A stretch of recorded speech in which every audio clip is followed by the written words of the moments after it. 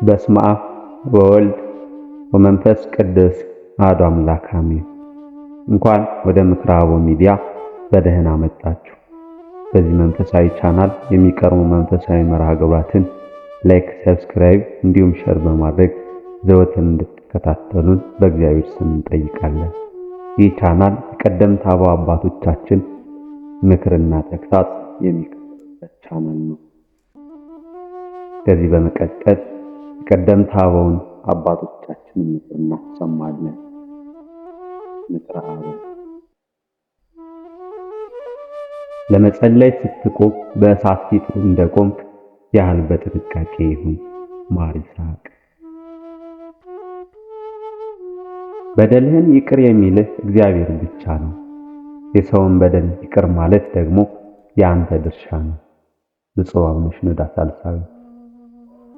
ከዝሙት ሽሹ።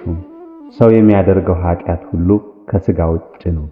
ዝሙትን የሚሰራ ግን በገዛ ሥጋው ላይ ኃጢአትን ይሰራል። አንደኛ ቆሮንቶስ ምዕራፍ 6 ከቁጥር 18። መልካሙ አምላካችን እግዚአብሔር የሰዎችን መልካም ሥራ ሁሉ አይዘነጋም። ጥቂት ቢሆንም እንኳ። ብፁዕ አቡነ ሽኖዳ ሳልሳዊ። ለመውለድ ጥንት በሌለው አስቀድሞ ዓለም ሳይፈጠር በመለኮቱ ከአብ ተወለደ።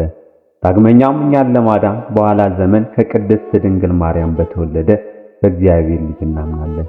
የቀኑ ቀጠሮ ሲደርስ እግዚአብሔር ልጁን ላከ፣ ከድንግልም ተወለደ ያለ ብፁዕ ሐዋርያው እንዳስተማረን ሮሜ መልእክት ምዕራፍ 1 ከቁጥር 3። ቅዱስ አትናቴዎስ። መለያየትን የሚያነሳ ሰው ጠማማ እንዲሆን በራሱም ላይ ፈርዶ ኃጢአትን እንዲያደርግ አውቀህ አንድ ጊዜ ሁለት ጊዜም ከገሰጽከው በኋላ እንዲህ ከሚመስል ሰው ራቅ።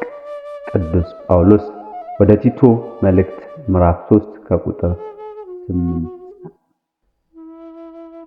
ክርስቶስ እንደኛ ስለሆነ እኛ እንደ ክርስቶስ እንሆን። እርሱ ስለኛ ሰው ሆኗልና ለእርሱ ብለን ለእግዚአብሔር እንሆን። ቅዱስ ጎርጎርዮስ ዘእንዝናዙ። እኔም እለምንሻለሁ፣ አንቺ ጸሎቴን ታሳርጊያለሽ፣ ልጅሽም ኃጢአቴን ያስተሰርያል፣ የልቤን ግዳጅ ይሰጠኛል። እኔ ቁስለኛ ነኝ፣ አንቺ የመድኃኒት ሙዳይ ነሽ፣ ልጅሽም ባለመድኃኒት ነው። መጽሐፈ አርጋኖን ዘሐሙስ።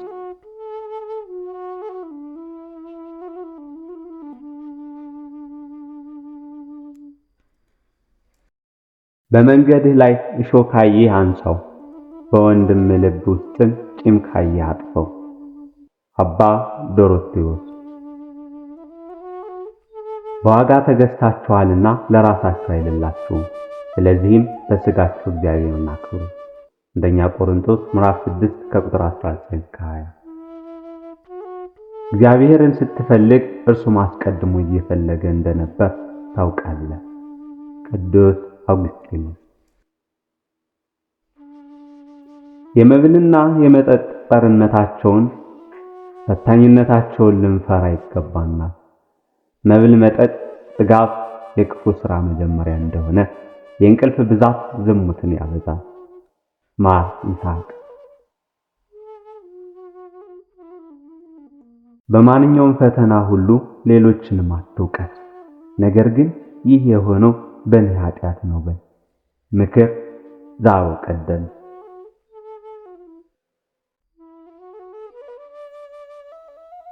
ሰው በኃጢአት ከመውደቁ በፊት አምሳለ እግዚአብሔርን ነው፣ በኃጢአት ሲወድቅ ግን አምሳለ እንስሳ ነው።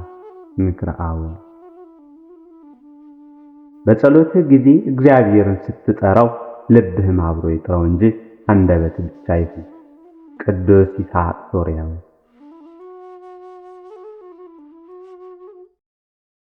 ለእግዚአብሔር የምትሰጠው ትልቁ ስጦታ ንጹሕ ልብህን ነው። ሊቁ አውግስጢኖስ። ፍቅር ለሰዎች የምትሰጠው ነገር ብቻ ሳይሆን ለሰዎች ስትል የምትተወው ነገር ጭምር ነው። ብፁዕ አቡነ ሽኖዳ ሳልሳዊ።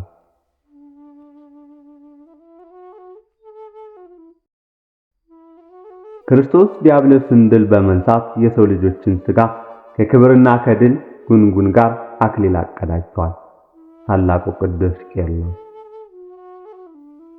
ከጾም የተነሳ እንደ ግስላ እንደ ነብር የሚነሳሱ በሥጋ የሚያስቡ ፈቃዳት እንደ በግ ይለዝባሉ። ማር ይስሐቅ የግርፋት ቁስል መግል ይይዛል፣ የአንደበት ቁስል ግን አጥንትን ይሰብራል። መጽሐፈ ሲራክ ምዕራፍ 28 ከቁጥር 17። ሁሉ ለበጎ ነው፣ እግዚአብሔር አንዳች ክፉ ነገር እንዲደርስብህ አይፈቅድም። ብፁዕ አቡነ ሽኖዳ ሳልሳዊ።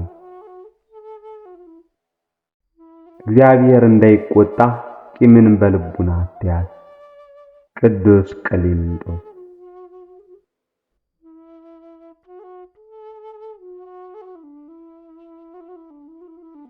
ጌታ ሆይ ወርቅ ትሰጠኝ ዘንድ አልለምንህም፣ ሀብት ንብረትም አልለምንህም።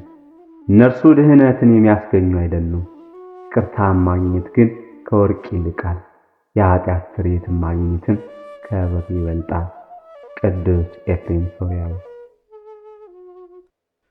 እንግዲህ በጊዜው ከፍ እንዲያደርጋችሁ ከኃይለኛው ከእግዚአብሔር እጅ በታች ራሳችሁን አዋርዱ። አንደኛ ጴጥሮስ ምዕራፍ 5 ከቁጥር 6።